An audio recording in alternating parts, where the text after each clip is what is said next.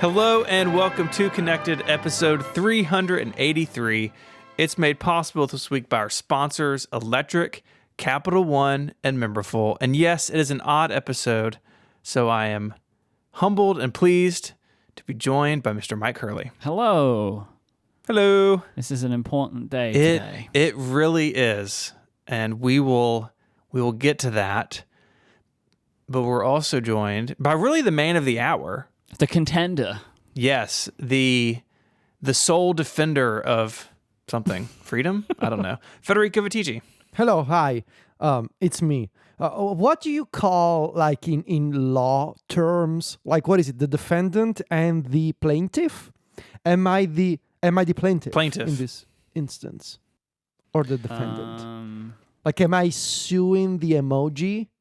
Or are the emojis suing me? Well, I guess it depends on if you have issues with them or not.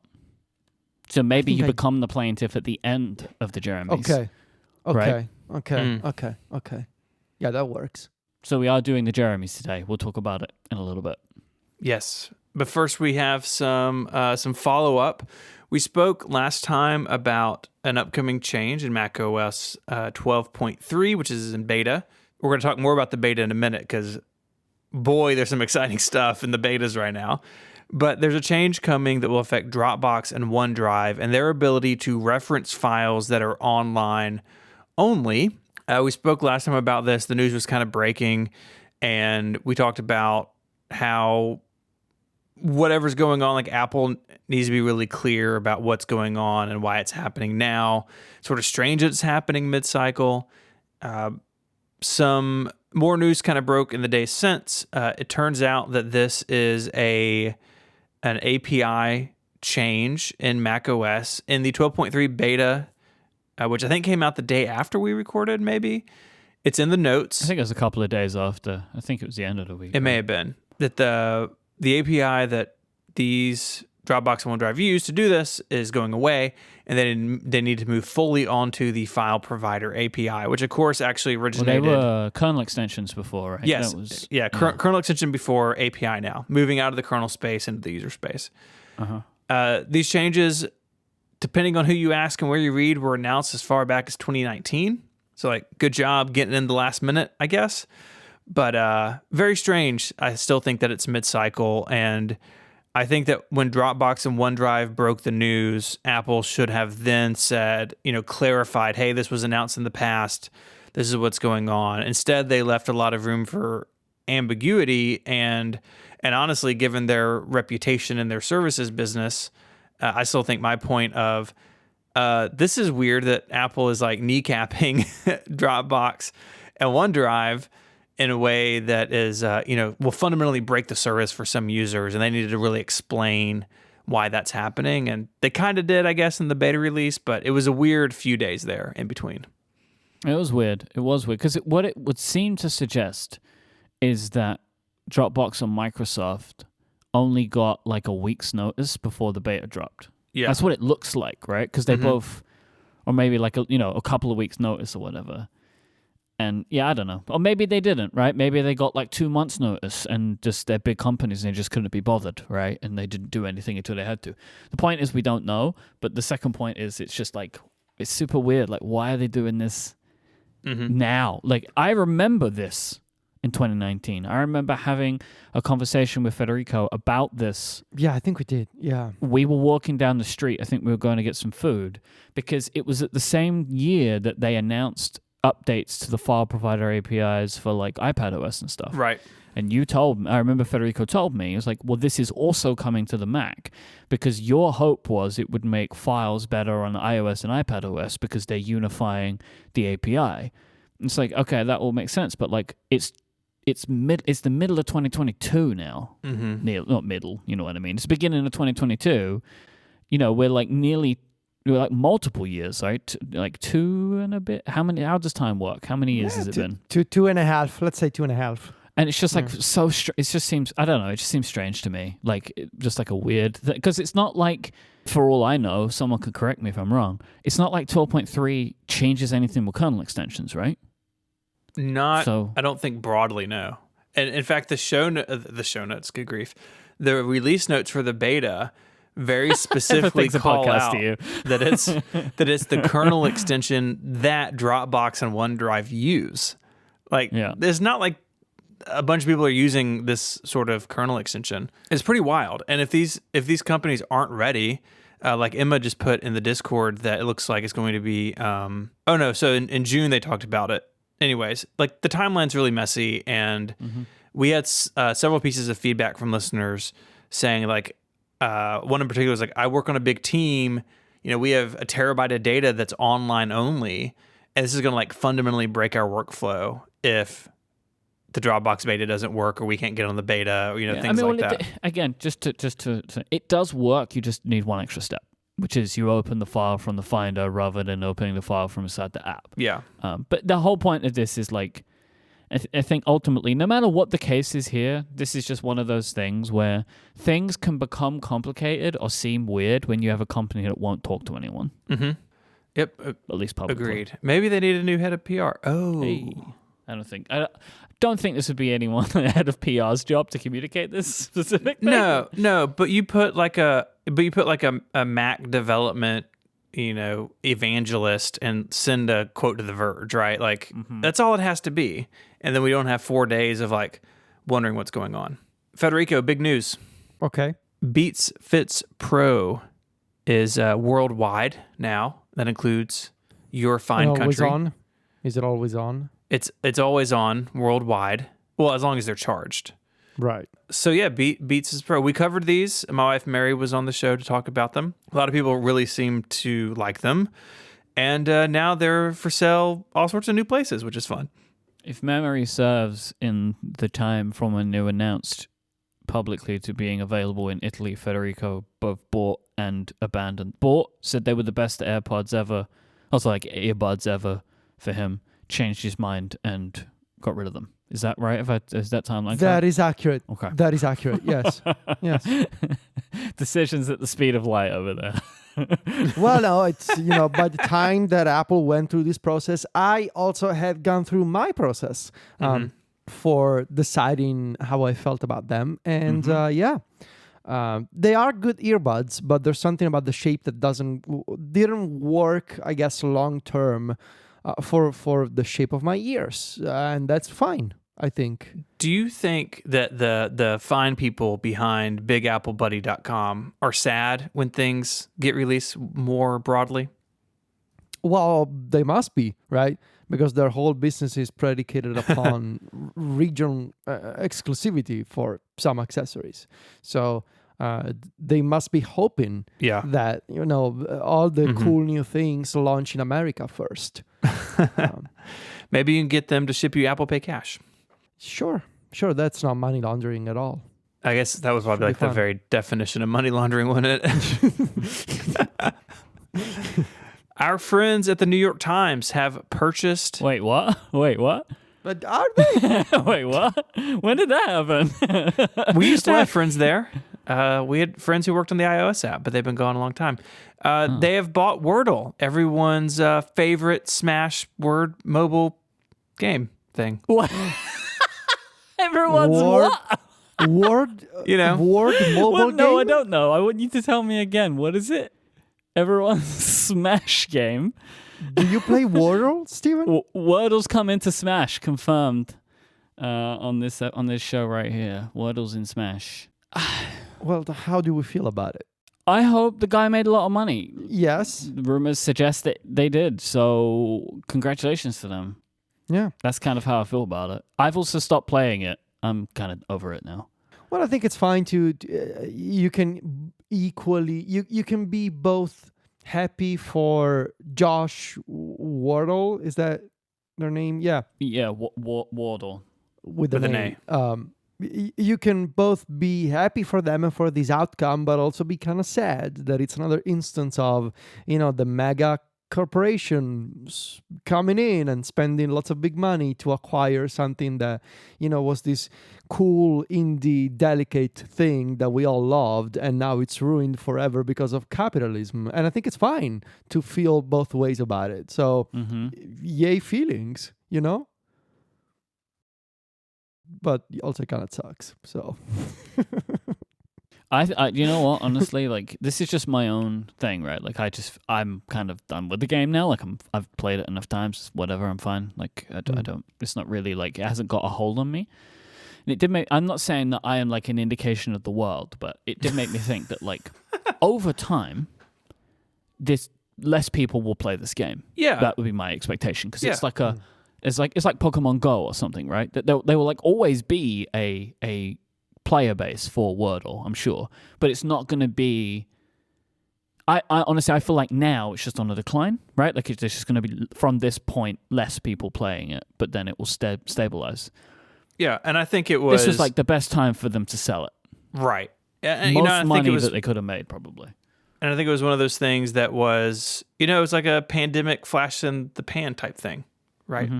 And so yeah, good for that guy. Seriously, that's pretty awesome. I mean, Stephen, I don't know if you know this, but like it was created just like basically as a gift for his partner. Yeah. It's just like such a lovely story, and now he's like a millionaire probably. Mm-hmm. I think it's great. Is that technically like a re-gift? Like you take something that was a gift for somebody and then you use it for another purpose? I think it's not so much if you, the person who gave the gift, takes it away and sells it. I don't think that's a re-gift. It's something like, worse. If the partner took it and sold it, that's a re-gift. Yeah. This is like taking back the gift and then getting rich from the gift. But hey, we can buy a house. So there's that. Yeah, exactly. All right, Mike, tell us about your new AirPods Max case. Gucci releases a $980 case for AirPods Max. Oh, wow. You must be selling those notebooks with Cortex, I guess. Yep, huh? so many. Nice. You got to see my Good bag job. over here. It's beautiful. It's a bag version of Apple's terrible case. I want to read. This came from Mac Rumors. I'm just going to read this to you because I can't say it any better. Gucci's Ophidia case for. Is that right, Federico? Am I saying that right? Ophidia? Let's see. You know all the classic names. That seems about right. Yeah. Ophidia case for AirPods Max is an online exclusive that brings vintage and contemporary together through its archive-inspired design elements. Playing with the contrast between past and present, the inside of the accessory is printed with hodionum, a Latin word that means belonging to the present day. What a bunch of nonsense. They didn't say this part. This is Mike saying it. Hodiernum. Yeah, that's in Italian it would be odierno. So it's but like word. why is that inside of the AirPods case? Because right? it's Gucci. It says like many AirPods Max accessories, Gucci's case exposes the AirPod Max's canopy, which is the headband, allowing for easy carrying. I don't know. It's fashion. This thing also has a strap it. on it. That's easier for carrying. It's like a specific thing that exists. So this is the $980 thing. Gucci sell a non-AirPods Max version of this, like they've actually just made it as a product thing. Then they made an AirPods Max version. I'm assuming it does it's got magnets in it or whatever. I also wanted to use this as an opportunity to tell people about the case that I use. That was recommended to me by a friend of the show _David Smith. It's just like a hard case that you put the AirPods in, and it's got the magnets in, so it does the sleep-waking thing. I mean, of course, when you put it in a big case like this, it's so huge to put in the bag. So, like, I really hope that AirPods Max 2 has folding, like it will fold so you can, like, make it smaller.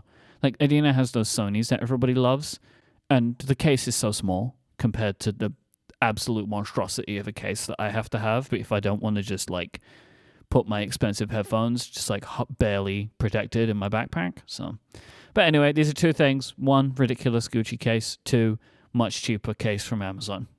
That might be better for you. Yeah, I think you should get the Gucci case. Why not? You think I should get it? I think like you for should. the clicks? Do it for the clicks, do it for the tweets. You're gonna travel in style. It's slightly more difficult than the polishing cloth, you know? You get the Gucci bag in the right hand, OG Apple Watch edition in the left hand on your left wrist. You're gonna travel in style. I'm telling you. All right, I'll look into it. Yeah, Maybe just go on eBay and Google Apple Watch Edition Gold, like first model.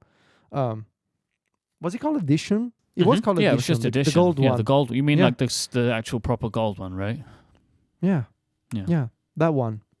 Okay, I'll look into it. I'll let you know. You can get one cheap these days. I mean, it's been what? 7 years? Yeah. Probably more. This one Yeah. is only $11,000. Jeez. See? Big savings. All right. Uh-huh. Is that big savings? I actually don't know. I mean, Well, yeah, they it were used to be really expensive, weren't 15. they? Used to be 15 or Oh, Jambo 16 in the or something. Discord has just let me know that it's possible to personalize the Ophidia headphone case, so I could put my name on it. Wow. See? I wonder how much more that costs. What if instead of putting your name on it, you Mhm. make it even more legit and you have Gucci engraved on it? Do you think they would do that?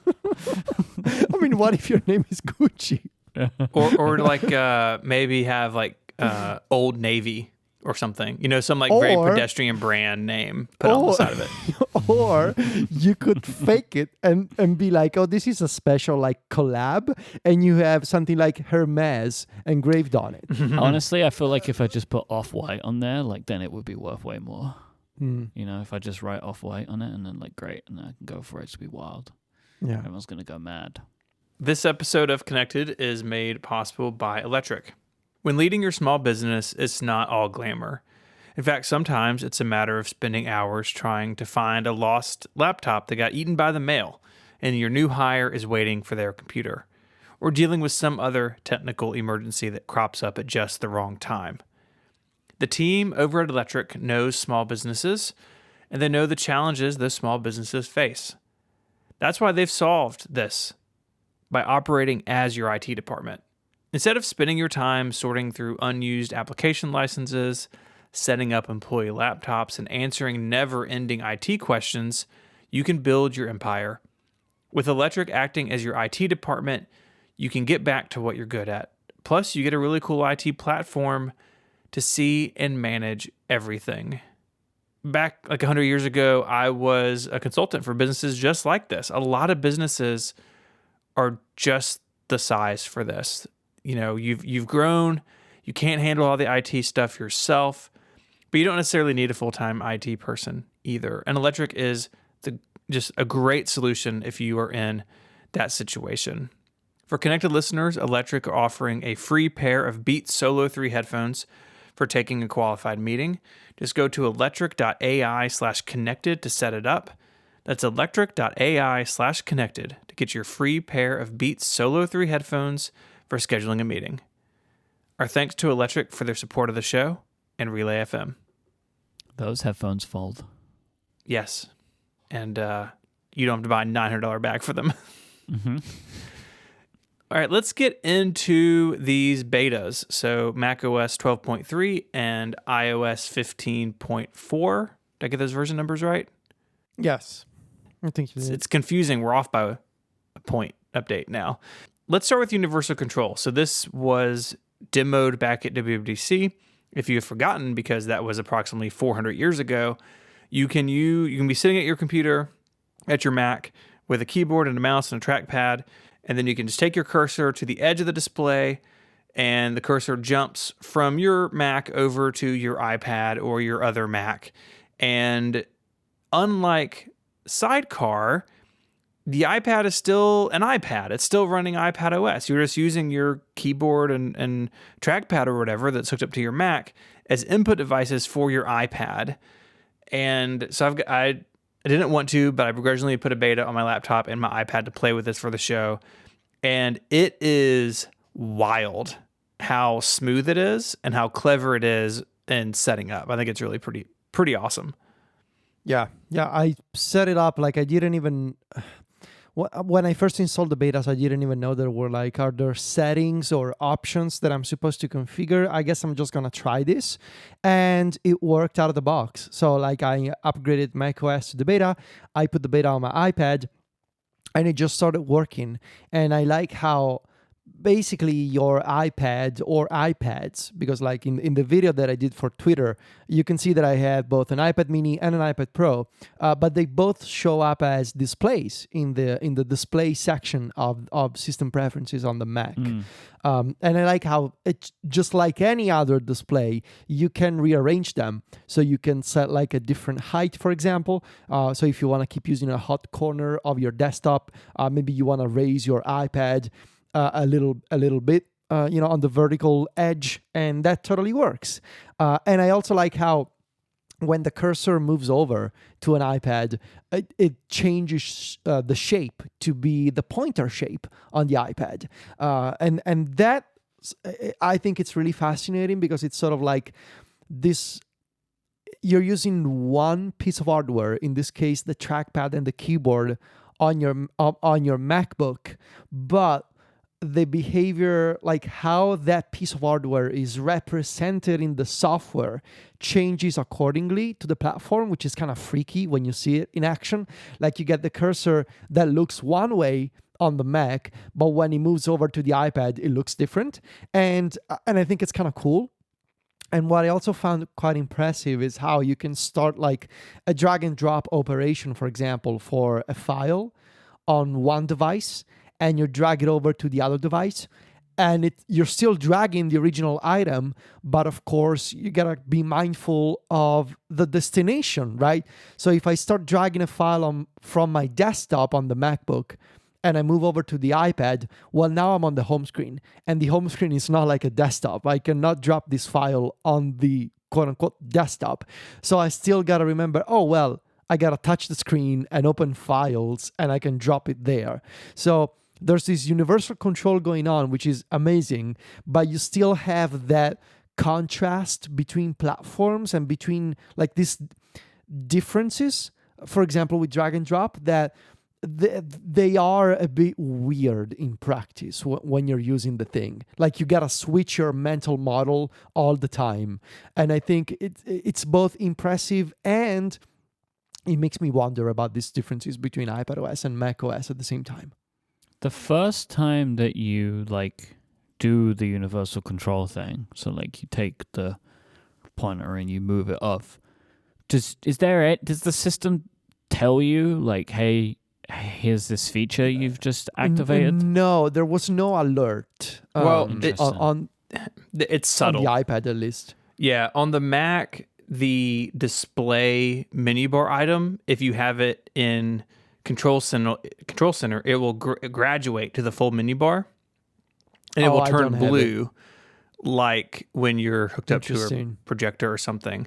And then in the displays system preference pane, it will show in my case, my 14-inch MacBook Pro, and to the right, the iPad Mini, and it has the wallpapers are the same, match the devices and everything.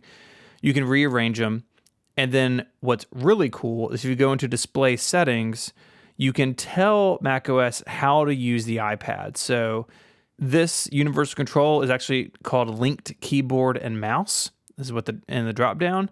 But if you change it to extended or mirror display, then it goes into sidecar mode, where your iPad's not an iPad anymore. It's just a Mac display. So you can switch between the two modes depending on what you want. And you can disconnect it by sleeping the iPad, or by in the display settings hitting disconnect, and then it will just kind of go back to being a standalone iPad, not temporarily paired with a Mac in any way. That's weird and complicated.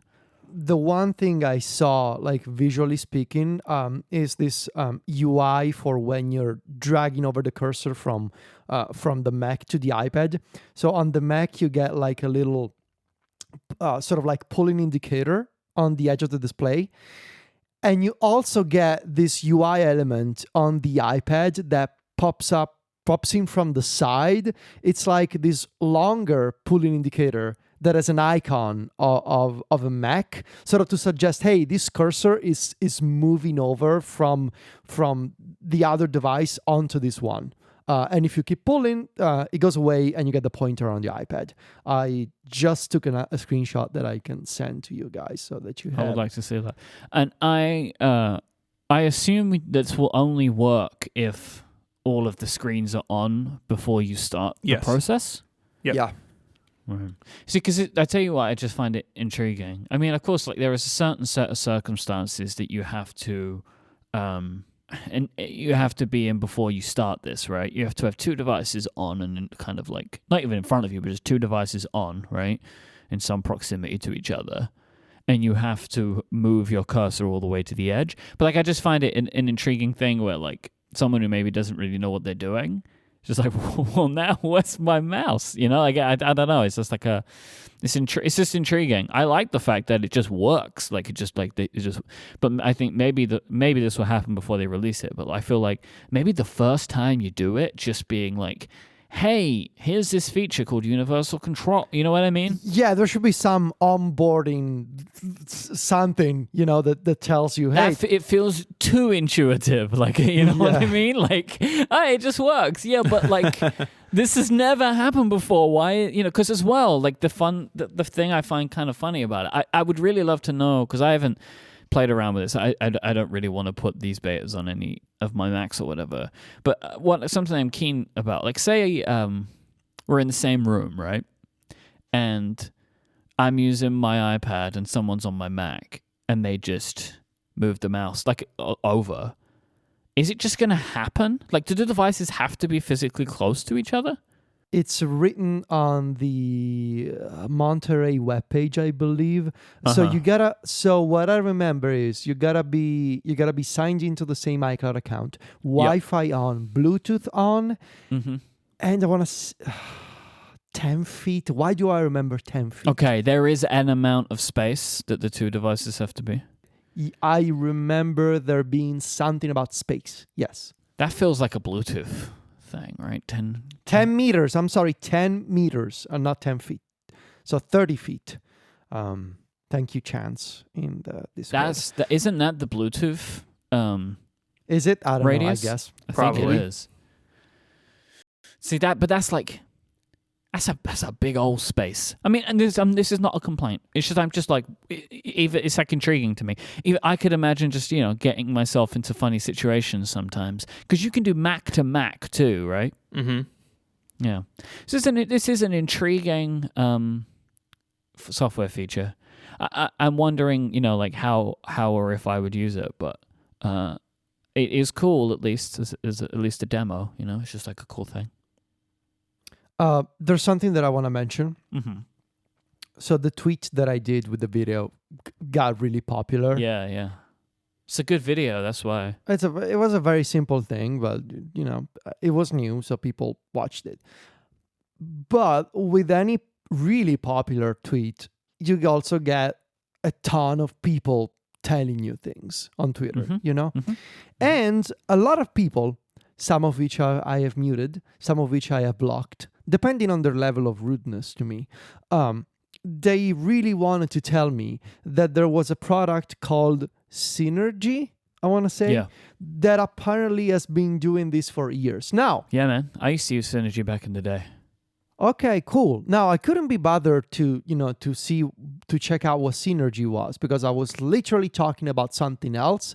But like, cool, if you want to tell me that this other thing exists, you can do so politely, or you can be a jerk about it, to which I have a method on Twitter. But still, it appears that the Synergy CEO also wrote about this, because he quoted my tweet a few hours ago. Incredible. And they have done the sort of like, what's the old meme like, hey IBM, welcome, something like. Yeah, this is Apple copied us, and that's a good thing. Here's why. Yes. This is the thing that you put up when your investors are getting a bit nervous, I think. I mean, the thing is, though, this does not control an iOS device. Synergy can't do that. Exactly. And this is not what universal control is. Like every time Apple does something like at a system level, you get a lot of people telling you, oh, don't you know that Android has been doing this for years? Like, welcome to Windows from 15 years ago. Or you get the really brave ones telling you, but the Linux can do this. Yeah, that's bravery. Yeah, the Linux folks are they're cute. I love them. That's courage, that right there. Man. But it's like, okay, but except like I appreciate, quote unquote, appreciate the correction, or like I understand your compulsive need to correct me on Twitter, but also the thing you are correcting me about it's not actually like factually correct, because this synergy thing, it cannot do what universal control can do. So like, why are you even telling me about this? I don't understand. It's like there's this urge to connect others that I don't fundamentally understand, but that's fine. In any case, this synergy thing exists. I believe it's desktop only, and you gotta install a piece of software for it to work. So yeah, this is not what universal control does. The other big feature in, at least on the iOS side, is Face ID unlock while wearing a mask. I was running no betas a week ago, and now I have it on my phone for this and on my laptop and iPad for universal control. So this is, it is basically what it says, is Face ID will unlock while you are wearing a mask. I also learned this weekend it works if you're wearing a full-faced helmet, which was hilarious to me. I picked my phone up wearing a helmet, not thinking about it. I was like, oh, I'm on the beta, I wonder. And then it unlocked. I was like, oh, look at you. You were doing it. I was so proud of it. I didn't work. I can tell. Big dad energy over there. Federico, you would tell us a little bit about the onboarding with this and like the Face ID with glasses, because there's a couple of moving parts here. No, but first I kind of want to say Rikis.co, Keynote Rikis, September 2021. Oh, here we go. Federico, Risky Pick, an iPhone. I'm sure I was partially wrong, but also I was partially right, which I there's no half points. I'm a glass half full person. Risky Pick, an iPhone gets an updated Face ID sensor that supports partially occluded faces. Now, you were all, oh, yeah, but how can you do a partially occluded face? That's impossible. They're never going to do it. It's not going to be secure. Look what we got. We didn't even need a new Face ID sensor. Well, I feel like you have just made up what we were saying back to you. No. I think the thing that we were saying at the time, at least probably my main complaint, was around security. And my expectation of this is the same. This just is not as secure as Face ID used to be. Like, it's impossible to be so. Right, but also you're wearing a mask, so that's to be expected. Right, but the Apple, I bet that if there was a sliding scale of security, the Apple Watch version is more secure than this. Is it? Well, I would expect so, because there's two physical devices. It's like two-factor. Yeah, but this one is more convenient. I never said it wasn't.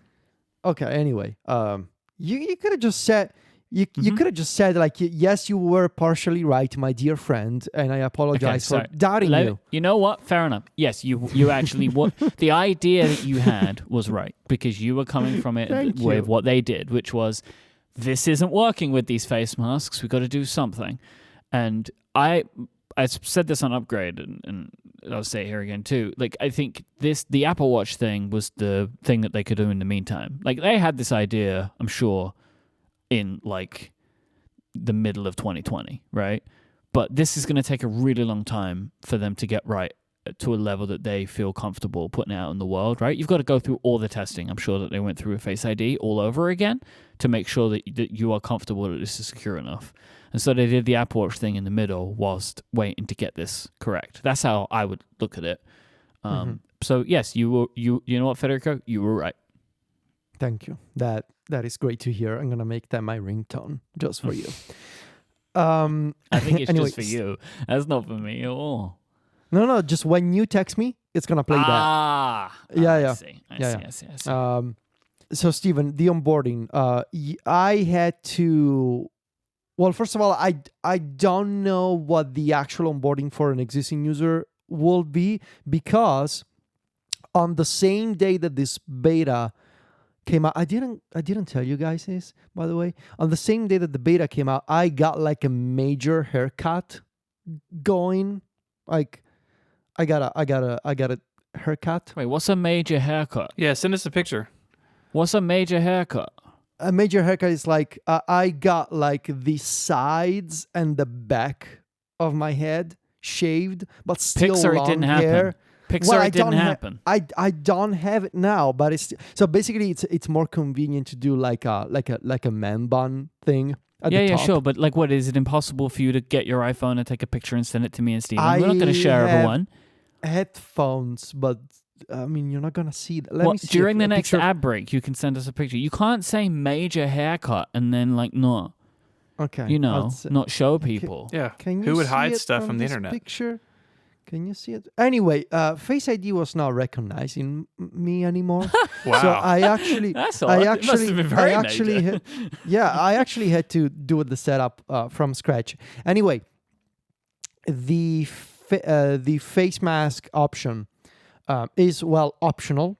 You don't have to use it. There's a toggle that you gotta enable in settings, Face ID, if you want to use that one.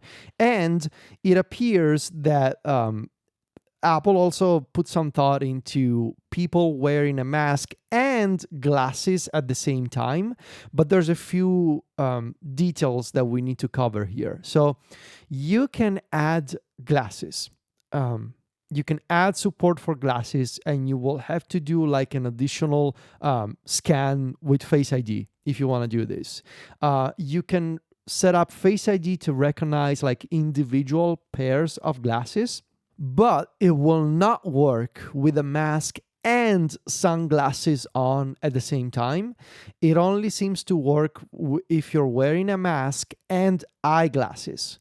Not the sunglasses version. So you can add multiple pairs of glasses. You can do so separately in the Face ID settings, and it seems to be working pretty well for me. I can tell that it's slightly slower than the regular Face ID. Like it takes a split second more to authenticate me when I'm out and about and I don't have my Apple Watch. So it's only relying on the half available face, but I always have a mask and eyeglasses on. I did the separate setup.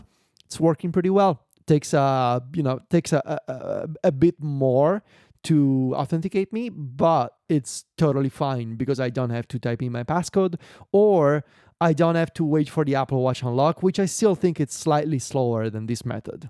So it's slower in your experience, the with mask. Okay. Yes. And it's not as reliable for wherever. Like, I just find this version to be faster than the Apple Watch Unlock and more reliable, because, like, the problem with the Apple Watch Unlock is that sometimes my iPhone unlocks even if, like, I'm touching the phone. This happens to me all the time. I'm fiddling with my phone and I accidentally swipe up on the lock screen, and I can feel the tap on my wrist for the Apple Watch unlock, because it thinks that my accidental gesture wanted to unlock the phone, and so it talks to the Apple Watch. But with this Face ID method, it means that it's always looking at my face, only, half of it if I'm wearing a mask. So I kind of prefer it to the Apple Watch unlock method. When you do this and you don't have a mask on, is it looking for your whole face or just the eyes? Do you know this? Like, I'm wondering, like, because you said about speed, right? Right. So, is it slower always than the one before? You know what I'm saying? No, it's slower only when I have the mask on, because I just tried it again. It's as fast as before. Okay. Interesting. So all right. I think the way it works, and I mean, I'm sure Apple will publish like the updated version of the security white paper soon enough. But I think the way this works is if it detects that the face is half covered, it checks for the top half that it knows. And if that matches, then it unlocks for you. But by default, it always checks for the full face. At least that's how I imagine it works. And lastly, these betas come with some changes to shortcuts, right? Yes. So there is one really good change that I want to mention, which is especially good for all those folks that rely on automation in shortcuts. By automation, I mean like the personal automation, like the shortcuts that run on a schedule, basically. There is now a toggle in the edit automation screen that is called notify when run. This is important. This is a big deal if you're the kind of person who's got a lot of automations running like every few minutes, for example. Before, it was already possible to disable the confirmation that used to be required for running an automation. So before, until I want to say iOS 14 maybe, it was necessary for you to confirm each and every automation that you had. Like if you had a shortcut set to run at 2 p.m., when 2 p.m. rolled over and the automation triggered, you had to confirm, like actually tap a button in a notification to say, yes, run this shortcut. In iOS 14, I believe, Apple got rid of this.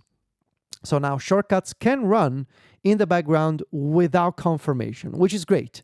The problem is you actually still saw a notification that told you, hey, this automation ran. It's like it's running now, which fine. But if you're the kind of person, again, like me, who's got like 2 shortcuts running every 30 minutes on his iPhone, those notifications pile up quickly and they become annoying. Now, those alerts can be disabled. So you can toggle the notify when run option, and it's fantastic.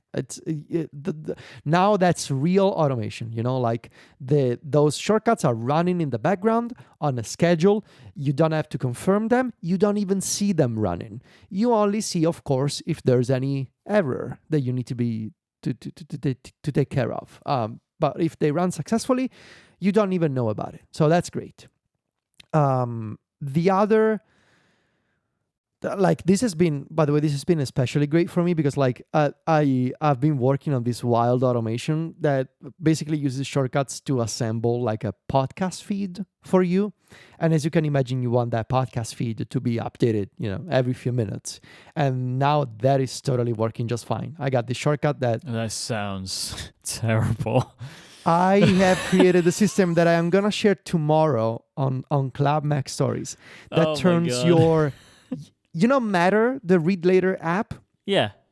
I built a shortcut that turns your Matter queue into a personal podcast feed. Yeah. And it's actually like generating like an XML feed that gets uploaded to your server. It's like, what if Shortcut could be like a mini CMS for podcasts? Like, can you actually use it to generate a valid RSS feed on device? And the answer is yes. And now it's even better because that automation runs and it does its thing and you don't even know about it. It's fantastic. Okay. Yeah, it's cool. The second change, Jason mentioned this in the Discord. John also wants me to cover this one. You can now press Command Return in macOS Monterey to confirm actions like ask for input, like to dismiss windows and alerts. You can now press Command Enter and it does what it's supposed to do. So that's a nice change. I also wanted to mention the tagging support for reminders actions in shortcuts. I complained, we all complained about this a while back. Tagging as a new feature of reminders in iOS 15. Now you can tag and you can filter by tag in the reminders actions in shortcuts. What else? Some redesigned icons. I believe Apple is doing a redesign of all the icons for all the actions in 15.4 and 12.3. And so far, that's about it. More bug fixes, more reliability, still some odd Swift UI glitches, but those are to be expected. There's only so much that Apple can do within the iOS 15 cycle, I think. But it's getting better all the time. And the one thing that I hope they get to, that notify when run toggle, it's fantastic. I love it. But there's still one instance where Apple has not added support for it. And that is when you add a shortcut to the home screen. When you run a shortcut from the home screen, you still get that banner that tells you, hey, you ran a shortcut with the check mark. You may have seen this if you're using custom icons for apps on your home screen. When you tap on one of those shortcuts and it opens the app, you get the little notification banner at the end, which is not a huge deal, but it's annoying because it blocks interactions with the screen. Like for that split second, when that banner is shown on screen, the screen is unresponsive because it's blocking touching, the screen. just put that notify when run toggle in any shortcut detail screen, not just in the automation screen. Just make it a global option so that people can now customize their icons and say, you know what, when I tap this icon, I don't want to be told forever that I just ran a shortcut because I know what I'm doing. So right, you literally just tap the button to make it happen. Yeah. You don't need a confirmation of what you already seen. Yes, so please make that option available all the time in shortcuts. Thank you. That would be my humble request. This episode of Connected is made possible by Capital One. Have you ever hit a technical snafu while shopping online? Maybe filling out payment fields, giving you a headache? Or has your mobile banking app been down when you really wanted to use it? Well, Capital One believes everyone deserves better banking. This means easier access to their money and more security while doing so. And that's why Capital One is investing in machine learning. Machine learning allows Capital One to do things like fight fraud with random force with models that quickly detect suspicious activity and make it faster to alert federal investigators. And they identify how mobile app outages happen with casual models. Keeping their mobile app up and running, it doesn't happen by accident. Anomaly detection and incident response help determine why outages happen so engineers can quickly remedy them. Capital One speeds up online shopping with machine learning at the edge. They make shopping with virtual card numbers smoother and more secure. This technology is based on logistic regression models running inference in the browser. It identifies payment fields, which helps make using virtual card numbers easier and faster. The potential of machine learning is just so big. See how Capital One is using machine learning to create the future of banking. Simply search machine learning at Capital One. Capital One, what's in your wallet? It is time for the Jeremies, February 2022. Okay. Now, we are gonna set something in stone here, which previously had been a bit all over the place. In some instances, we have done the Jeremies when the new emojis entered beta. We have sometimes done the Jeremies when the emojis have been released to the public. We are now hereforth going to do the Jeremies whenever the emojis are first available in beta. So basically, as soon as Apple shows off their imagery for what the full emoji set's going to be, that's when we're going to do it. And so that is when the whatever emoji list enters the iOS beta cycle, because then Federico has less avoiding required. Because Federico has to spend a bunch of time avoiding what these emojis look like as much as possible, so he doesn't put too much thought into their names. Because here in the Jeremies, it's Federico versus the Unicode committee. Yes. We have an image. I am the defendant. What am I? We haven't decided yet. Okay. It's if you're upset or not by the end as to whether you're the defendant or the plaintiff. Okay. We have an image provided by Emojipedia of every single emoji that is being added as part of Emoji 14.0. This is the largest new emoji set that has been added in quite a while because we had some pandemic slowdowns, which made for a sadder Jeremies last time.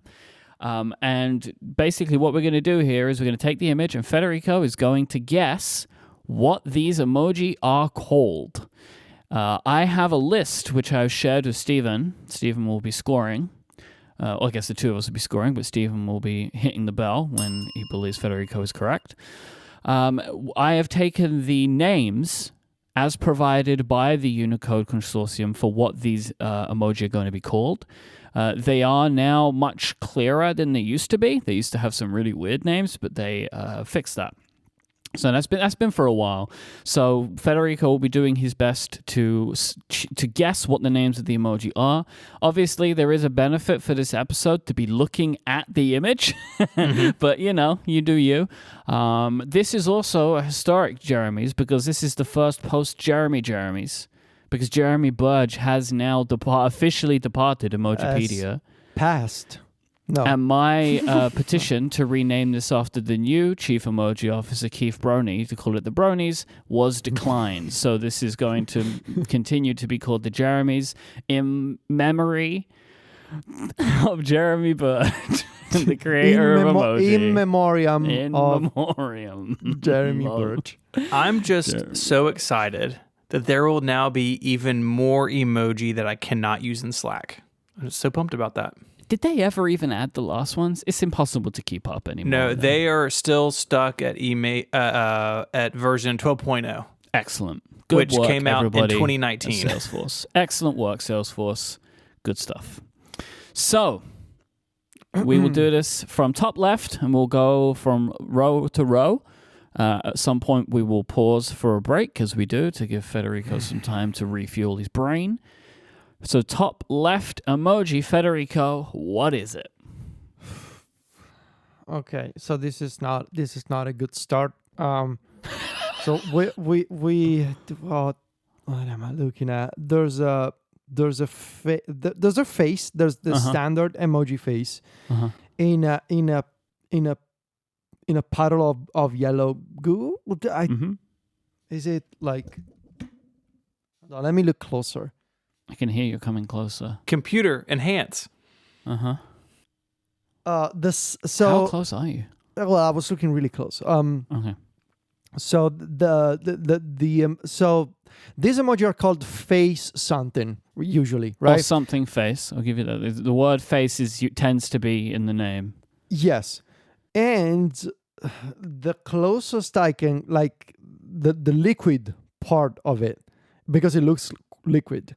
It looks like it's melting from the heat or something. So I am torn between two ways to define this. I am going to go with my official response is melting face. So I wanted to say like melted face, but it's not fully melted. It's melting. Not yet.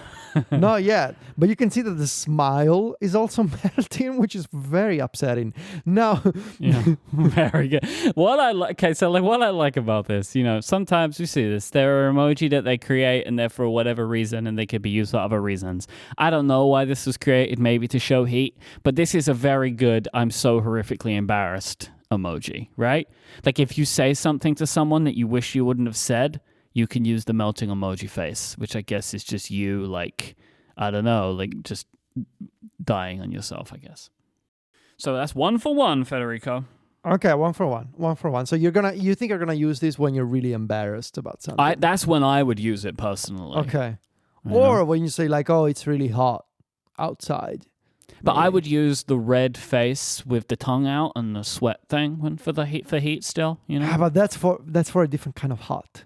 I mean, it could be for any kind of hot. I don't know. Yeah, sure. Anyway. Second emoji.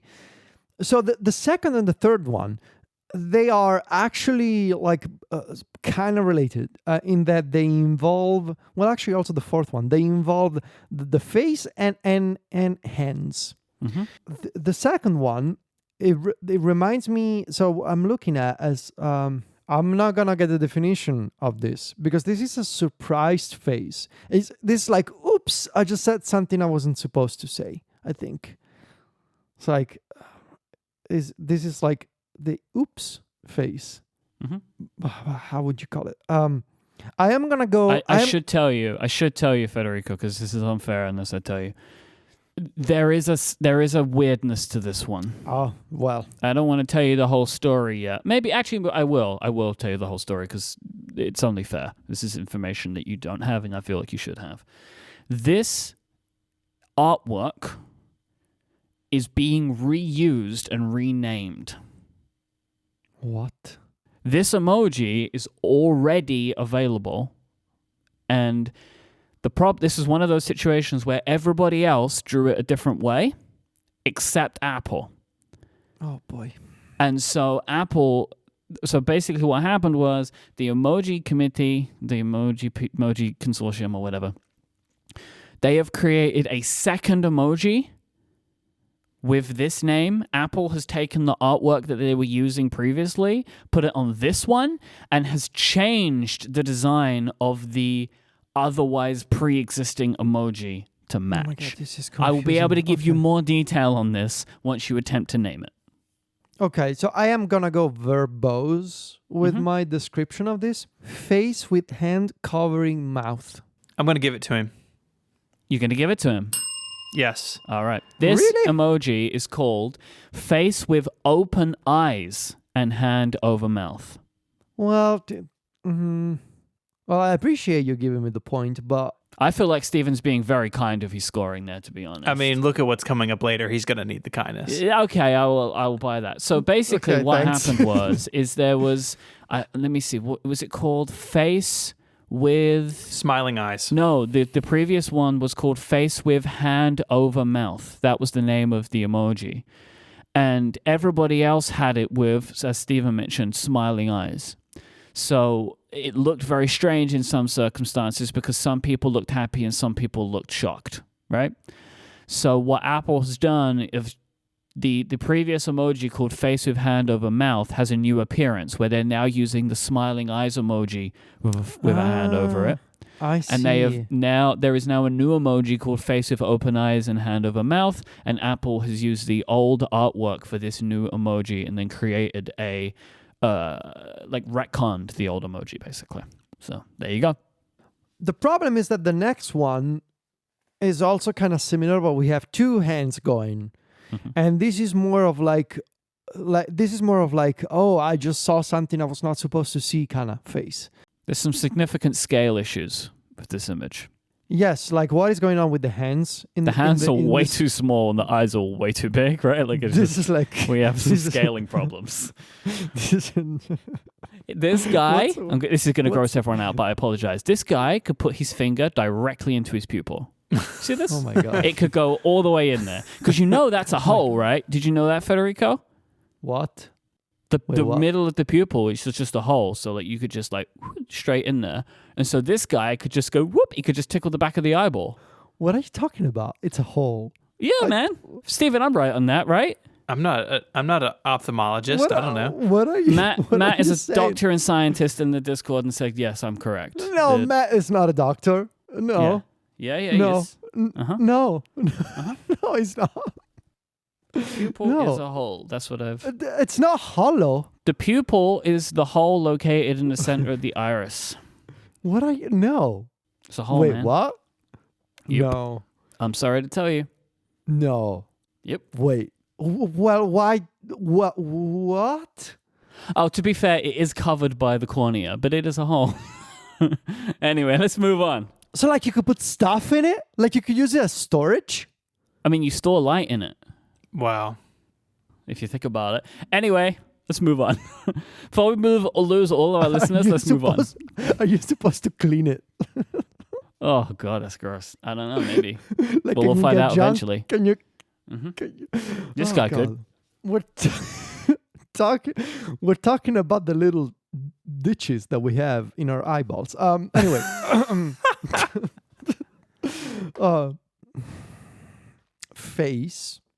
Face with hands covering eyes. That is incorrect. Okay. This is called face with peeking eye. Peeking eye? Yeah, I Oh, don't like the well. way it's because it's as if the eye is somehow doing something on its own, which it's not, right? Oh, so it's like when you want to look at something but also not look at something at the same time. Yeah, like a horror movie or whatever, you know? Okay. Okay. All right. Cool. Fourth emoji, also a hand going on, but half a face. Interesting Yeah. choice. The half face is Probably- a very strange choice to me. It's like cut in half. Uh-huh. This is like a yes sir sort of emoji. This is a military emoji. It's like a military salute emoji. Like it cannot be called like yes sir emoji or yes sir face. It couldn't be called like yes sir face. Is that your No, it's not. No. Face doing hand salute. really? Wait, what? No. Saluting face. He got the right word in there. No. I feel like Steven, you're forgetting the rules No, here. it's way too generous. Come on, He has man. to be closer than that. That he has to get Salute to. is like it's right there. No, fine. saluting fine. face Fine. is the I name. moved into the Face wrong do- column. what did he say? I'll undo the bell. Face doing a salute with the something. No, that's not. Fine. Wrong. Come on, you need to be harsher than this. Look, Steven, I love you. Thank you. I appreciate that, but unfortunately, kindness is not allowed because of this other person on the show. So. I know. Federico, you protested that. Don't even come at me with this. Even you protested, and you love to win. Yeah, I know. If you lose by 1, remember this moment. Yes, I will. Oh boy, what is coming up here? Okay, so this one is like an unfinished emoji. It's like someone on the Unicode consortium. It's like, oh, I forgot to finish this one.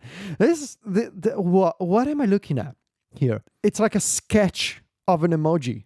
It's like it's just the eyes and a line for a face. It's like and the it's not even a dotted line, but the outline for the face is not finished. Mm-hmm. What does it mean? Like what are they trying to convey here? It kind of reminds me like if you watch like a certain type of movie and like there was a murder and there's like a chalk outline on the sidewalk. Yes, it does look like that. It does look like that. Yeah, it does look like that. Murdered face. I think I saw a previous Jeremies person, Jeremy Burge, say this is a big year for emoji transparency. There's like 5 emojis with transparency. We'll get to them all later on, but this is the first one. Wait, are there? Yeah, we'll get the other ones come later on, but there's a lot of transparency in emoji this year. I don't know why. I feel like this isn't a thing that I've done much of before. Interesting. Based on that, I will attempt something maybe risky and give my interpretation of this emoji. Mm-hmm. I am gonna go with invisible face. No. What is it? You were very close actually, because you already said it. Dotted line face. No, come on. Yeah. I don't know why anybody thought that this was like, I don't know why this was a thing, like dotted line face. Like I don't understand. Come on, dotted line face? Like it doesn't mean anything. It doesn't really, but dotted line face. Okay. Mm-hmm. And you said what? That this year's names made more sense than in the past? Well, what is wrong with these people? I am suing the Unicode consortium. I am the defendant. What am I? I'm suing these folks. What am I then? You are now the plaintiff. I am the plaintiff. Currently. You might be the defendant later on. I am plaintiffing all over this emoji. Next one. Okay, so this is obviously the face of someone who is skeptical about something. I'm gonna go with a skeptical face. My God! No, this is not skeptical face. You've gone too conceptual. This is just face with diagonal mouth. Oh my God! Mm-hmm. They're doing that thing again. Well, they It is weird how they say like melting face, which could just be like face turning into liquid and dribbling on the ground. You know, like if they, But hey ho, that's the first line. How do these people convey emotions in real life? Like when they need to express skepticism, do they like say, announce my face is diagonal themselves now. and they're like, I am feeling like a diagonal face right now. Yeah, like how do they talk about their? I have a diagonal mouth. Stephen, can I get a score update after the first line, please? That is 2 correct and 4 incorrect. Oh my God. Okay. On to line 2. So this emoji reminds me of a previous entry in the Jeremies that was the pleading face, or like a face with pleading eyes or something. Mm-hmm. It's very similar to that.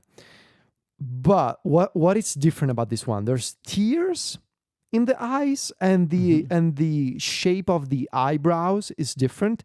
This is like the face that you make when you watch your kid at like the school recital or something. It's like, oh, look at that guy, so cute. Like you're watching your dog play at the park. But how do you define? You're in the okay. ballpark. I'll tell you that you are closing in on this one. You're in the dog park, as they say. Yeah, you're in the dog park. But we know that these folks do not like to use adjectives to describe emotions, right? No, but they do this time. Okay. Remember, sometimes it's not emotions. Sometimes it is just a pure description. Sometimes it is a concept, right? Oh God. Like saluting face, for example. They didn't say like face with hand on head, you know? It's the inconsistency that kills me with this game. So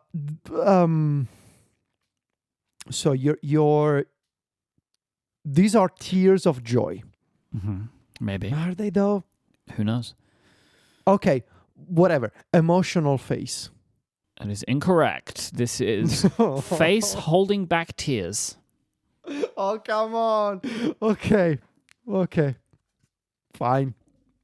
Okay, this is... You see, you were in the ballpark though, right? You were saying like going to the recital, going to the park, you love your child or your dog at the dog recital. Dog... Oh my God, dog recitals? I don't know, probably. I mean, well, you got like the Kensington Dog Show and stuff. Anyway, this is the end of the faces. This is the most faces added in a long time. Apparently, I don't remember as many years. Horribly. Yeah, you didn't go well. Didn't do great. Didn't do great there. But they are hard. I think they are the hardest. The faces. Okay. So the next two are the opposite version of each other. These are hands. However, I have a problem here. Mm-hmm. Is this the palm of a hand or the back of a hand? I want to say it's the back of a hand because I remember the palm of the hand being different in the way that emoji are drawn. Okay. So wait, so how do you do the back of a hand again? So the first one, that's okay. I'm gonna guess both. The first one is back of right hand and the other is back of left hand. You made a fundamental error here in guessing these both at the same time. What? Because the first one is called rightwards hand. Nobody talks like that. And then nobody. Then the other one is leftwards hand, where if you would have just guessed one of them. But nobody talks it like that in real life. Oh, I am using my rightwards hand. The Unicode Consortium, that's how they talk. Rightwards hand and leftward hand. They are both incorrect, I'm afraid. I hope that you will learn from this for the next two. I'm so upset. I'm feeling like I'm having a heart attack. This is emoji number 10, please, Federico. Rightwards and what did you say? Rightwards hand, leftwards hand. This is like indent left and indent right. This one's like to me. Rightwards hand. Yeah. Is that a word in English? Rightwards, yeah. Is it? Yeah.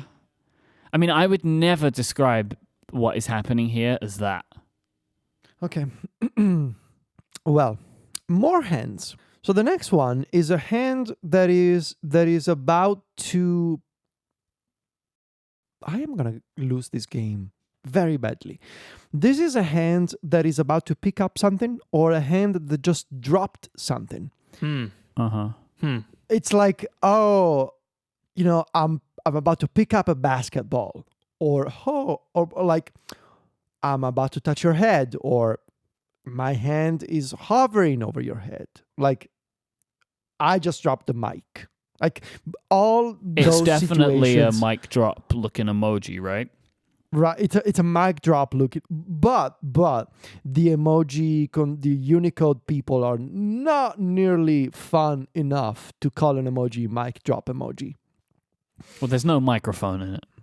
There's no microphone, so the microphone, could have, must have been already dropped, so we don't see it. Like it's cut off by the anyway. I don't know how to describe this. Like, but if I get this wrong, I may have a chance to get the next one right because I learned the lesson with the previous one. So yes, hand. Hand. It's not that. hand dropping something. That's obviously incorrect. This is Okay. palm down hand. Okay.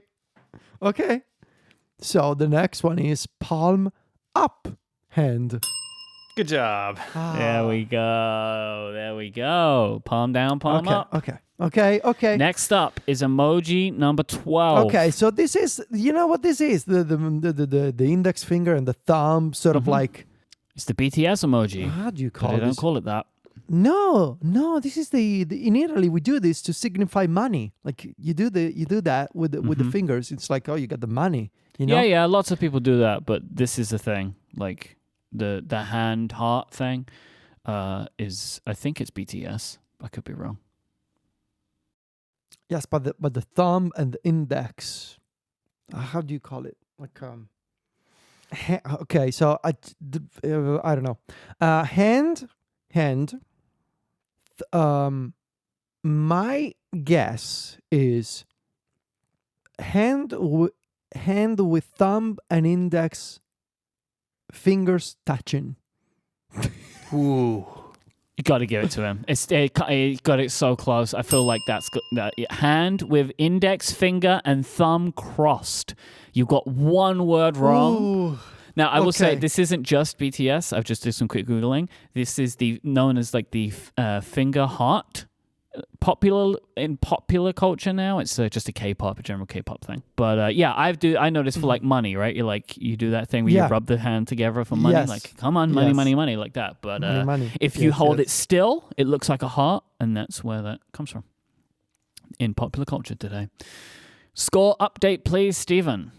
All right. We have 4 correct, and we have 7 incorrect. Come on. I'm coming back. So the next one is that's the hey you Uncle Sam wants you join the army emoji, right? Nailed it. Yeah. Yeah. That's like America wants you. It was 8 incorrect, not 9. Okay, it's corrected in the chat room because we've done 12 so far. So this is so we're looking at an index finger pointing at you. However, the problem with guessing this emoji is that the Unicode committee will never use you. Like they will never bring like personality into this. Like this is a sort of like meta discussion, but I would be very surprised if they would refer to you as a person looking at the emoji as part of the name of the emoji. Because like I think the Unicode committee thinks that the emoji exists like in this sort of metaphysical space where you as a person is not part of it, which means that the finger is pointing, but it's not pointing at anything. So I will go with hand with pointing finger. That's incorrect. This is I think the worst name for any of the hand emoji. Yeah, I actually agree with you. It's index pointing at the viewer. The viewer! I knew it! They will never say you. Yeah. But what a weird way to say it. I know. Just say you if you're going to say anything. Like Also, and if you're looking at the image of this, which you should be, the scaling and the proportions, this hand is as big as an entire face in the row above it. It is massive. and also The viewer. high quality images, there is an outline of a fingernail on that finger pointing at you, but it's Wait, all yellow. Very strange. Oh no. I have some issues with the hands, which I feel like I can get into now, which is the amount of detail in the hands. So you can see in this one, in the one we're about to do, there's like lots of shading, right? Which suggests like, knuckles and stuff like that. But on the rightwards hand and leftwards hand, they're just like these fleshy nothings. There's no, like, that's supposed to be the back of the hand. There's no knuckles on it. But in the next one, it's like every possible muscle that is contained within a hand is somehow indicated. I don't really understand what's going on with the hand drawing. The same as like the hand and like the palm up, palm down ones. It's like lots of shading to indicate muscles and like areas of the hand. But the Emma's put it perfectly in the Discord that the rightwards and leftwards hands just look like inflated yellow rubber gloves. They're just like these hand balloons. It's very strange. Okay. So, what have we got now? So the next one is something that I see people doing all the time, like on TV, I don't like on this Instagram. emoji at all. I don't like this emoji at all. But like in real life, it's also something that I find deeply embarrassing. Like to do this, like looking, like in a video, like in a photo. Like no, don't do that. Like nobody thinks it's funny anymore. We're looking at two hands forming the shape of a heart, and I will go with hands forming heart shape. No, this is heart hands. No. It's not something that people will look at me. I'm doing my heart hands. No, I think it might be what people call it actually, which is also the funny thing. It's like it's closest to the actual name of the thing, which is usually a thing they don't do. Do people say I'm doing my heart hands? I don't know. So. I would like heart hand users to let me know if that's what they What call is it. wrong? What is wrong with these people? They live in an alternate reality where they cannot say you, and they use expressions like heart hands and eastward whatever hand emoji. Like no, what's it called? What's it called? Leftwards and rightwards. Leftward, yeah, whatever. Like no, they made up their own language. This is not. God. Next up is what I actually consider this emoji to be a crime. I think this may be the worst emoji ever. No, this is the best one. Oh, I like this one. No, I hate so much that they made this emoji. No, I hate this. love it. This is I'm my sure you do. favorite I one. hate Is this. Good times with this emoji. Is that what you're going to give it? Is that the name? Good times? Oh, this is like this is a sexy emoji. It's very sexy emoji. No, Yeah. it's still not that. Yeah. I mean, that's what I don't like about it. Is this is too overt. Yeah, I love it. This is Get the automation expert going, you know.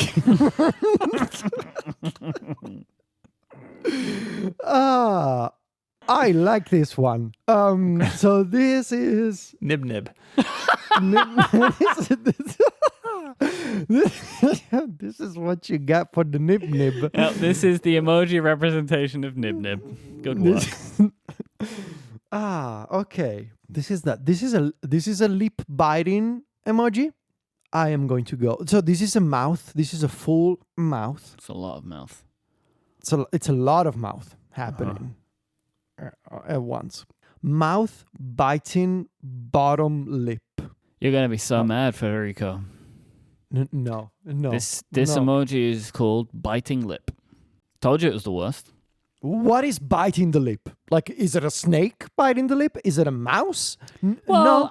This just is a what biting you call lip. it, right? Lip biting. Yeah, but they go with the super descriptive emoji, like hands facing east and diagonal. Human teeth biting human lip. All right, I believe in you on this one. This is the gender neutral person emoji. So this is person. Okay, so I'm looking at a person wearing a crown. Uh-huh. So what are they gonna call this? Person with a crown. Oh, Technically person with crown, but that will work with for you. crown. Okay. Yeah. All right, you're on a roll here. Come on. Okay. Next up, so they are doing the multiple gender versions of an existing emoji. The existing emoji was the pregnant woman. So we are looking at pregnant man and pregnant person. The score currently is 7 right and 11 wrong. Not too bad, I think. Not too bad. This episode of Connected is made possible by Memberful. Memberful is the easiest way to sell memberships to your audience, used by the biggest creators on the web. Generate sustainable, recurring income while diversifying your revenue stream. Here at Relay FM, we use Memberful to power our membership program, and it has been an excellent choice. I'm so happy we decided to go with Memberful. They give us everything we need. We can send out secret member podcast. If you're a Connected Pro member, you're listening to one right now. Our newsletter goes out through Memberful. They handle all of our membership management stuff. All the payments flow through Stripe because of Memberful. And it's really let us diversify our company's income and provide stability in the last couple of years where that was lacking in so many other areas. Maybe your business's financial situation has changed too, and you are looking for a solution that's quick to launch so you can stabilize your business and grow. Memberful handles the hard stuff so you can focus on what you do best, all while earning revenue quickly, while leaving you in full control of everything. So you have your brand, your membership, your relationship with your audience. That's all still yours. You're just using Memberful's tools to make it better. They have everything you need to run a membership program: optimized checkouts, Apple Pay support, easy member management, dashboard analytics, free trials, gift subscriptions, and so much more. It seamlessly integrates with tools you're already using, like WordPress, MailChimp, Discord, and a whole lot more. You can even now send paid email newsletters directly through Memberful without needing to connect to any third-party email providers. And those paid newsletters can then be hosted on a members-only website. The best part is there's no additional fee for this if you're signed up for a pro or premium plan. So get started for free at memberful.com/connected. There's no credit card required. That's memberful.com/connected. Go there now to check it out and see what it could do for your business. Our thanks to Memberful for their support of the show and Relay FM. Okay. We're kind of moving into the second half here because there's a bunch of emoji at the end that I'm not going to make you guess each of them. So there are 38 in total that you're guessing, by the way. Okay, so we are looking at a creature. What is it? Exactly. This is a monster holding some kind of staff, wearing overalls. Yeah. And a shirt. Uh-huh. This is what is this? This reminds me. This is the kind of person. This is the emoji that you're gonna use to describe a person who sends you an email to tell you that app subscriptions are bad. Like this is the kind of person who sends you an email to tell you that, stick to technology, stay in your lane. This is I don't know if you know this, but you are very close. No, I don't know. It reminds. It's a creepy little creature. It's like a golem type creature. It's an ugly little thing that is also humanoid in appearance, and it's weaponized because it feels like it's powerful. Okay. because it's got We're veering off course now. It's got that staff going, so it's like it thinks that it can take on you, but it really can't because it's like a wooden staff. Why does it have the little black eyes? Don't focus on that too much. So it's not an elf. We can't answer these questions for you. No, I'm thinking out loud. It's not an elf. I'm torn between two. Mm-hmm. So it could either be like a dwarf or a troll or just monster. Actually. The big nose and the hair. I don't think they would go with monster. And it's 50. I don't know. Because what's with the staff and I don't think it's a person. I don't think they would use person as a qualifier here. Given the modern day usage of it, I'm gonna go with troll. Yes! Nailed it. Very good. Okay. This one's going to get a lot of use. Nice. The troll would have a staff because the troll make it pay the toll, basically. They will let you through or not let you through. So That's kind of their whole idea there. Okay. What's up next? Now this is gonna get a. Okay, this is an undersea sort of vegetation going on. Like, what's it called? Coral. No? Is that your choice? Yeah. Okay, thank There you. you go. There you go. I was like, hang on a minute. It sounded very much like you were moving on through your sentence. I was like, well, I don't want to award it prematurely. Is coral like? Is it like a tree or not? Is it like an animal? They're not very big, I don't think. Well, coral can take many forms. But are they like living creatures? Or are they more yeah. like plants? It's Like, do they have a brain? Yeah, I mean, They I have a guess it brain? lives in the way that like plant life lives. I But think. they don't have like a brain. I mean, I don't know, man. I mean, we didn't. We're What not do I botanists here. Yeah. Is that even? Is it even botanists? I don't know. Oceanologist? Underwater Biologist. Corallologist. Corallologist? corallologist. Hey, you could say that this emoji, they did a coral draw, Wow. Whoa! right? Oh. Anyway, I am sorry. I will now. Can you quit deduct and 5 resign. points, Stephen, please? I will resign from the show effective immediately. Except no, I will continue the game forever. Okay. What is this? This is what you get like in the Zelda video games, but you got the little lake, and you got this is like a lake. It's like a lake plant. It's like what's it called? Like this is the thing. You can't tell you, can we? This is a lazy plant. It's like a plant taking a bath, sort of like, but floating above water. They have a name. They do. And I don't know the English. That I don't know the English word for it. It's like those lazy flowers just floating above water. Wait, what do you mean you don't know the English word for it? That have a specific name. Like coral it's not called like orange plant underwater. It's called coral. I thought you were going to say like I know the Italian word, but Well, I do actually. well, what is the Italian word? Are these things called nymphae in Italian? Hold on. How do you spell that? NINFEE. Okay. But I don't even know if the Italian word I'm thinking of is the right one, or did I just make it up?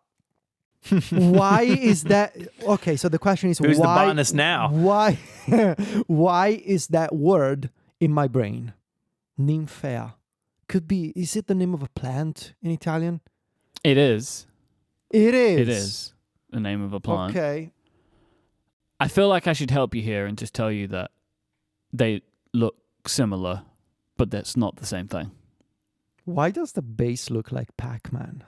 Like it's a green Pac-Man. That's the base of it. Or like a pizza with the slice taken off.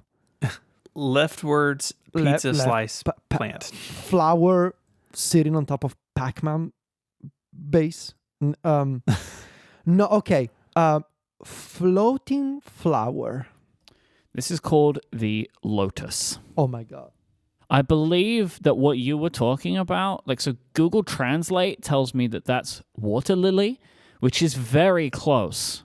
Like, I believe that they are of similar families, but a very cursory Wikipedia searching. Oh, come on. It's the same thing. Very cursory Wikipedia searching is telling me that they are close, but not the The same thing. nymphea. It's spelled NYMPHAEA in English, or Latin, I guess. Yeah, I I don't know. know. But lotus flower is Nelumbo nucifera. Close. But cursory Wikipedia searching is suggesting to me that they are not the same thing, water lilies and lotus flowers. Sorry, Federico. So, at a glance, the next one, I would have said this is half of an empty coconut. But considering what's happening in the one after that, I'm thinking that this is a nest. Now, there's an empty nest and there's a nest with eggs. Really? I'll stop you right there. You got them both right. It's almost like you read it, that they are the exact names. Really? Empty Yep. nest and nest with eggs? Yeah, empty nest with eggs. Oh, Yep. God. You did it. Okay. Good job. Thank you. Okay. I can totally see the half coconut. I can totally see that. Oh, I didn't see that until you said that. Yeah. I think you're really smart to have looked at the next one and realized that was untrue. Okay. The next one is beans. Okay, now Score update, please, Steven. Score update, please. Score update. We have 12 correct, 12 incorrect. oh my. Oh, he's pulling it back. He's pulling it back. Okay. Hold on. Beans. Take that. Beans. Lotus. Beans. Flower. Eastward. And stupid hand. That's where you draw your strength from the beans. Beans facing the viewer. Young Goku in Dragon Ball, there were like the Balzac beans in the Dragon. Well, they were called the Balzac beans in the Italian adaptation of Dragon Ball. Are they also called the Balzac beans in the manga in English? I don't know. But young Goku in Dragon Ball used to eat these magic beans that gave him all the strength. That was before Goku was a Super Saiyan, by the way. What is happening? I don't know anymore. Ah, Even I'm lost on this one. Beans. Beans. Okay. Beans. The Sensu beans. Thank you, Matt, from the Discord. That's the original name. They are called. He's a doctor. Whatever is a doctor. That's He's a doctor of Dragon Ball. It's what He's a bean doctor. I see Matt MD in Discord, so it must be a doctor. I don't know why they were called Balzac beans in the Italian version of Dragon Ball. Anyway. We have to move on. Yes. So the next one, what is this? This is like when Dracula is upset and like drops the blood from the glass that he's drinking the blood from. It's like, oh look, you just made Dracula mad. Is that a thing? Well, Is that a I have to assume that Mr. Dracula or Dr. Acula, if you want to go with that, must have been upset at least once and dropped the blood from the glass. You think? I guess maybe if any vampire was going to drink blood from a glass, it would be Dracula, right? He's like the cultured Dracula vampire. is cultured, lives in a castle King of the in vampires. Transylvania, right? Which I have been to. You have been to, that so you castle. are familiar with the ways of the Dracula. Dracula. Okay, but this is not blood. This is red wine. However, it could also be juice. It's thick. It's thick. It's very thick. wine. It's very thick. Which also, could, it could be blood because beans. It could be bean juice, if that's a thing. Could be. Oh. Is that what you're saying? But you could squeeze the beans and make it. To be honest, beans of that color, like kidney beans and stuff, I don't think these are kidney beans, but like when you wash them, this is what the juice is like. Yeah. It is that kind of like really dark Squeeze red viscous the beans, and you get the viscous red, bean juice. bean juice. Give me. I love me bean some juice. bean juice. Any Love day, me some bean any juice. day. Just Uh-huh. I go for it. bean And juice. when I'm done, I just drop it from my glass. It's like screw I've had this. enough of this is lovely bean terrible. Anyway, glass, pouring wine, That is incorrect. spilling wine. No, you can't keep doing this. Pouring liquid was what you were looking for. Liquid. Oh, look at these fun folks from the Unicode team. Of course, Did you really expect right? those with such hits of Rightwood's Hand to say pouring wine? Sure, those people they don't drink wine. When they want to have a good time, they just drink pure alcohol, or as they say, They just drink alcoholic liquid. Liquid. Yes. Oh, I love me some alcoholic liquid for this fun night out with my Unicode committee buddies. Oh God. Okay. The next one is a jar. The one after that is a slide. Mm. It's not a slide? What is it? Ladder with... Whoa, hold on a second, will you? Calm yourself. So feisty. I know. I feel like we should give him that one. Okay. But what's the name? This is called Playground Slide. I honestly don't think that this is a, What kind of other slide? Well, for all those times when you want to slide not at the playground. Like if you're an adult. Well, I guess that was because a lot of these tech companies, they have slides inside the buildings, right? So people That's can have why quote-unquote fun bunch because of- they're quote-unquote fun. Bunch of weirdos. Yeah. Yeah, and the foosball tables. But anyway. With that gracious point given to you by Mike, you are now ahead by 1 point. Okay, this lawsuit is going extremely well. The next one is a tire. Incorrect. It is a wheel. No, it's not a wheel. Yes, it That's is. a tire. Yes, it is. It is named wheel, but I think it is named incorrectly. Really? They should call it tire. But it's got the part in the middle. Wait, these people have the That's not a tire. arrogance to literally reinvent the wheel. Yes, but Stephen, you're a car guy. You know that the tire is just a rubber part. I do know that, but I think most people, if that rubber outer part is present at all, they would call the whole thing the tire. And that's why I think this is misnamed a little bit. Interesting. To me, that is just like obviously wheel, but anyhow. The next one is the thing that they used at the end of the Titanic movie to save people, except that Leonardo DiCaprio still dies because he doesn't have one. Spoiler alert. Well, I'm sorry. What's it called though? The life wheel, like the life donut. Life What's tire. it called? The wheel of life. The lifesaver donut. The life hole. Federico, I love you. N- You will not get this. no, I will. No, you will not. I will. Okay. It's Prove me wrong. called. No, you're right. I am gonna go with. I know the Italian word for it. Do you know, Stephen, do you notice how he says that a lot? Oh, I know the Italian. If only it was in Italian. It's my English.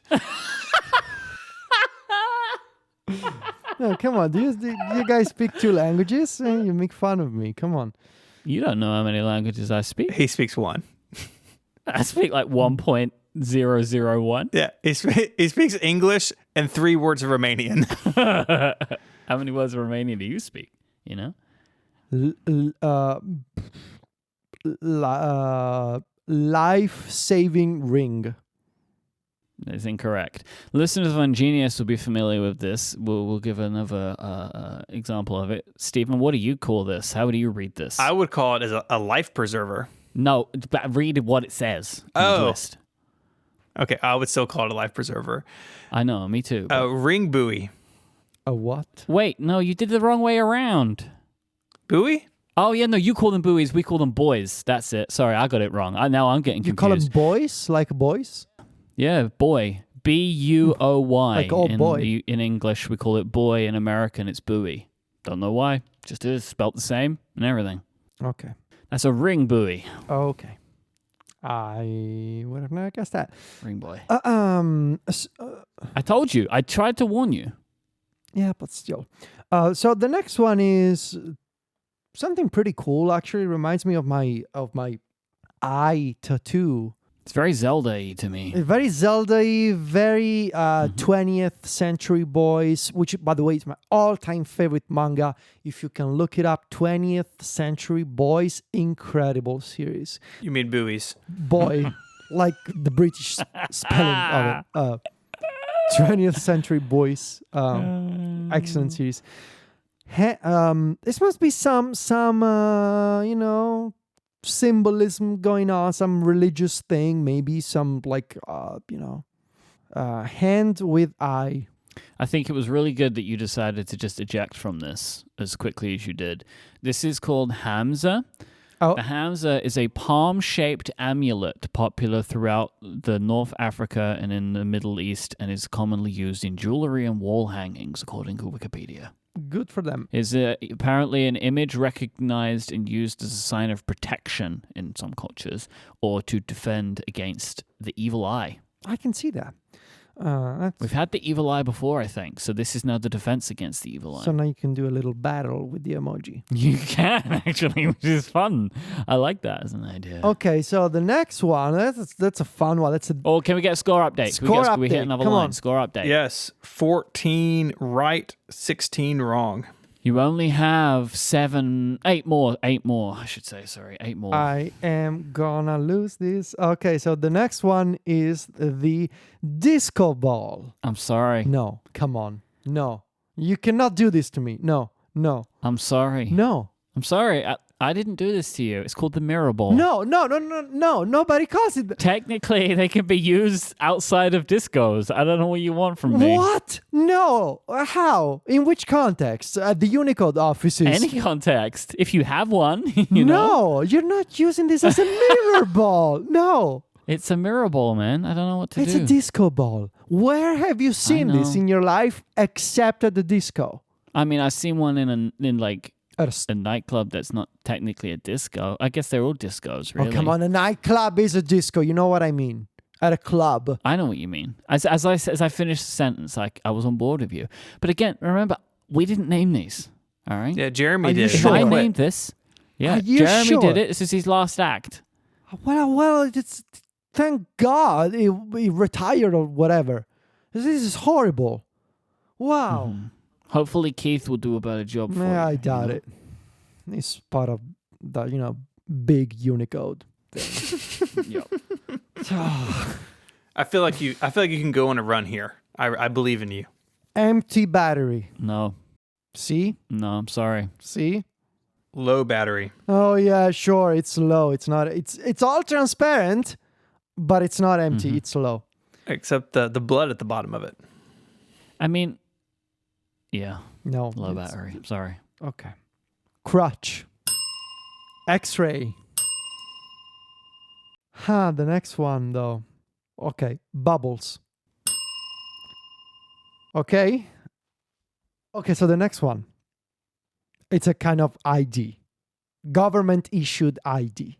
Mm-hmm. Now, the problem is could be a passport, could be an ID, could be a driver's license. How generic or specific did they go with this one? And again, we know that there's no consistency in the minds of these people. But so we are in 2022. When were these emoji approved? Let me find out for you. It was recently.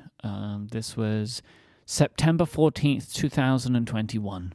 Because I could go with the sort of cultural zeitgeist guess and say, oh, because of Olivia Rodrigo, they did a driver's license. Is that emoji.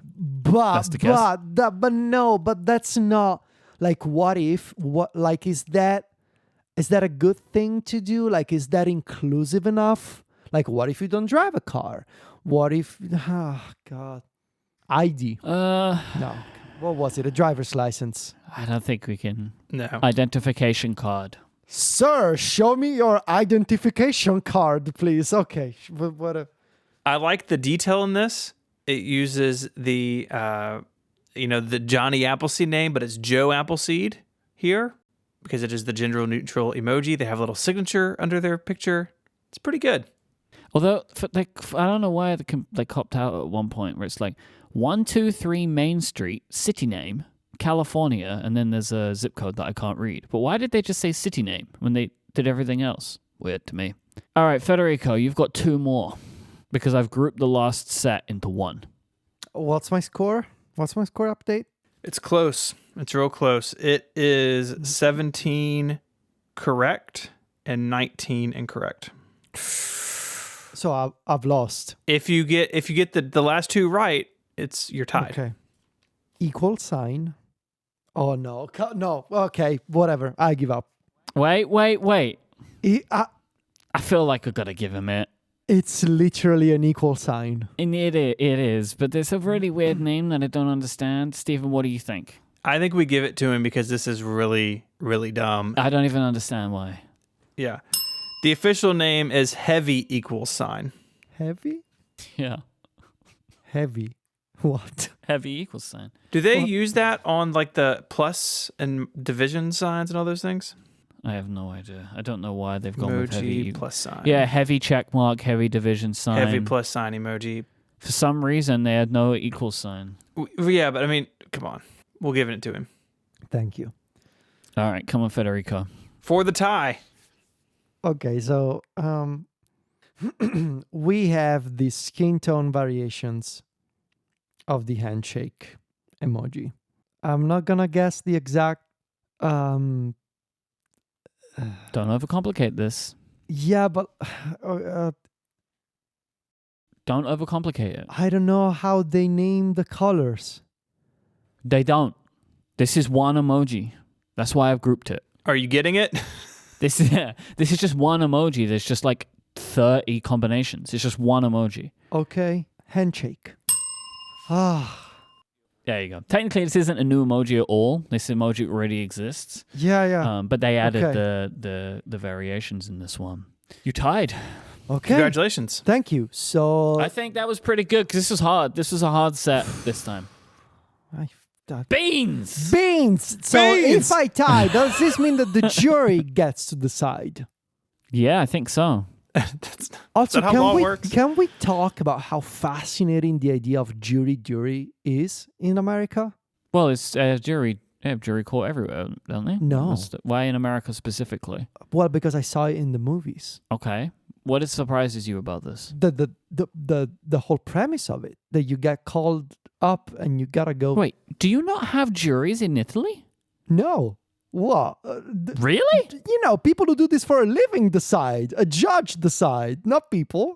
It's insane. No. Wow. Italy does not try anyone by a jury of peers. No. Everyone is judged by professional judges or by a panel of judges. Why would you have regular folks who don't understand anything about life judge you? You know, you gotta study the law. That's the whole premise of it. Right, because so the argument is it is a jury of peers, so it's a selection of people. Who cares about your peers? That should make up society. Well, because who are the judges? Right? Are the judges mostly one type of person? Well, people who have studied the law. Right, but do they have biases? Anyway, we don't need to get into this. This is a whole other conversation that we don't need to have on this show about beans. But that's why I find jury duty so fascinating. Like, you get a little letter and you're supposed to go there and show up and they give you like coffee and then you make a decision. Yeah, but it's not as simple as that, But Coming from my perspective, you gotta understand how weird and fascinating that is. It's like, oh yeah, that's enough. yeah, if you've lived a certain way your whole life. Similarly, people that are hearing this and think it's wild that you don't have juries, right? It's the same Yeah. situation. Anyone that's listening to this and is thinking, I can't believe that. How could Federico say that? Juries is such the obvious way to go. Yes. You are just Federico in the opposite. Just want to say that, just for the point. Anyway, beans. Beans. That is Beans and jury system. beans and bean juice are good.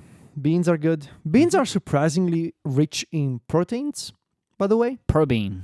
Good food to eat on a regular basis, if you can, I Yep. think. I like beans. So anyway, I just wanted to say that these emoji are terrible and the people who name them should feel bad because they put some people like me through this process of making any sort of sense out of their nonsensical use of the English language. So please stop doing this. Jeremy, I love you, but at the same time, I also hate you for leaving us with this as your parting gift with these names. And the biting lip emoji is a war Oh crime. no, that's a good one. That's a good one. So good It's times. All right, Stephen, take us home because he's singing now. He's poured enough juice out of the glass, I think, at this point. If you want to find links to stuff we spoke about, head on over to the website relay.fm/connected/383. There, of course, you will find links to this new set of emoji, and it was the chapter art. So if you didn't catch on to that by now, I'm sorry you missed it. You can find us all online. You can find Mike on Twitter as IMYKE. He's the host of a bunch of other shows here on Relay FM. Mike, anything you want to talk about here at the end? I'm very appreciative of the hard work of the Unicode Consortium. Just want to go on record. Maybe they'll reach out and let you name an emoji next time. No, that'd be fun. I think it'd be a conflict of interest with the game. Honestly, I think at this point, if I wasn't going to be given this chance when Jeremy was there, it's like never going to happen, right? Like if Jeremy wouldn't let me do it, no one's going to let me do it. Our boy is gone. I did put my thumb on the scales once for an emoji. Really? And it exists, and I think it's because of me. Which emoji? There was no emoji of a cup with a straw in it, and the reason this annoyed me was because you remember when Apple had they still do, right? The little categorizations of like these are the types of emoji. Mm-hmm. The way that they showed the food emoji was a cup with a straw in it, but there was no emoji of a cup with a straw in it, and it really annoyed me. And now there is one, and I think that was. Well, I complained to Jeremy on the first night I met him about this, and now it exists. So, way to be chill the first time you meet somebody. Well, you know. You can find Federico online at Viticci, Viticci, and he's the editor-in-chief of MacStories.net, a fine web publication you should go visit. Thank you. Anything fun going on over there this week? Lip biting. Heyo. The one true lip bite. We're just looking at the screen and biting our lips Shortcuts. in a provocative manner while working on shortcuts. So. Love my curvy workflows. Mm-hmm. You can find me on Twitter as ISMH, and I write over at 512pixels.net. I'd like to thank our sponsors this week, Electric, Capital One, and Memberful. If you want longer ad-free versions of the show, you can sign up on our website and get Connected Pro.